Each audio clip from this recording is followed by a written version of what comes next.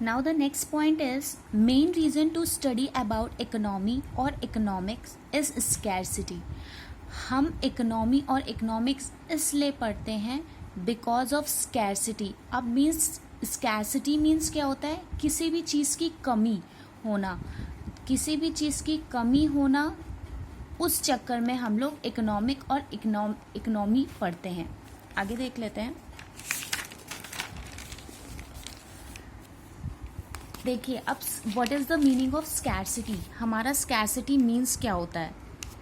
refers to the gap between limited or scarce resources and limitless wants. In another words, refers to limitations of supply in relation to demand for a commodity. Means क्या बोला गया है? ये वो gap है, किनके बीच का gap है ये? scarce resources and limitless wants. In short समझिए.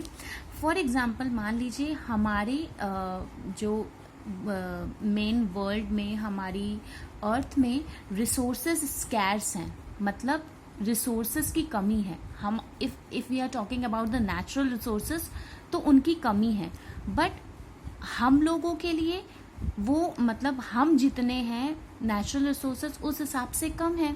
ठीक है, तो उस चक्कर में स्कैरसिटी हो जाती है रिसोर्सेज की, क्योंकि हम तो लिमिटलेस हैं.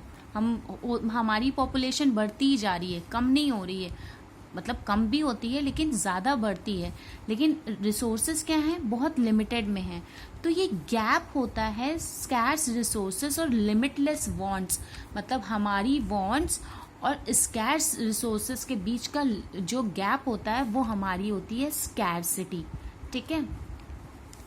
इन अनदर वर्ड्स, अगर हम दूसरे सेंस में बात करें, refers to limitation of supply in relation to demand for a commodity.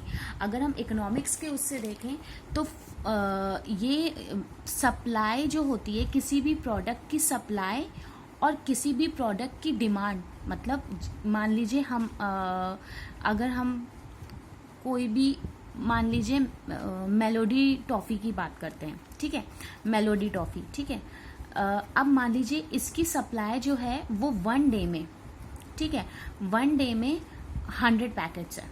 ठीक, ये सप्लाई है. ठीक है, कि ये मेलोडी टॉफ़ी जो है वो 1 डे में मार्केट में 100 पैकेट्स आती है.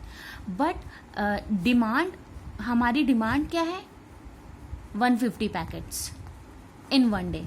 तो ये जो गैप हो गया हमारा 100 और 150 के बीच में, ये हमारा क्या कहलाता है? स्कैरसिटी कहलाता है, जिसमें कि सप्लाई कम होती है और डिमांड ज़्यादा होती है. मतलब हमें हमारी डिमांड जो है मेलोडी टॉफ़ी की वो ज़्यादा है, बट उसकी जो सप्लाई है मार्केट में वो कम है. तो यहाँ पे देखो लिमिटलेस वांट्स आ गई और स्कैर्स रिसोर्सेज आ गई. ठीक है, तो ये इनके जो बीच का गैप होता है उसे हम स्कैरसिटी बोलते हैं. नेक्स्ट देख लेते हैं. It is not only problem. यही एक स्कैरसिटी ही कोई एक प्रॉब्लम नहीं है इकोनॉमी की. To being a scarce resources have alternate use also means resources can be put to more than one use. बोला गया है कि सिर्फ स्कैरसिटी ही एक प्रॉब्लम नहीं है, प्रॉब्लम ये भी है कि जो वो रिसोर्स है जो ऑलरेडी स्कैर्स है, मतलब एक रिसोर्स है जो ऑलरेडी लिमिटेड में है, उसके अलग अलग यूज़. ठीक है, एग्जाम्पल से समझते हैं.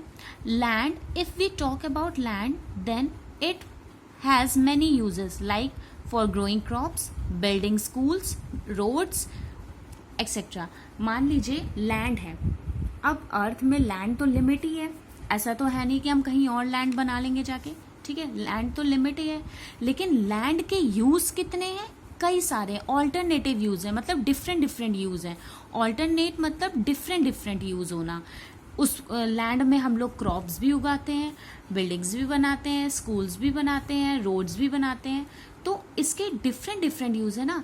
है तो एक ही चीज़, है तो हमारे पास एक ही चीज़, लैंड कम ही है, लेकिन हम उसके डिफरेंट यूज़ कर रहे हैं. तो उसको हम क्या बोलते हैं? Alternate use of resources. क्या बोलते हैं इसे हम बोलते हैं ऑल्टरनेट यूज ऑफ रिसोर्सेज, ठीक है, कि मतलब किसी एक रिसोर्स का अलग अलग यूज़ करना। अब फॉर एग्जांपल एक और एग्जांपल ले लेते हैं पेट्रोल का। मान लीजिए पेट्रोल जो है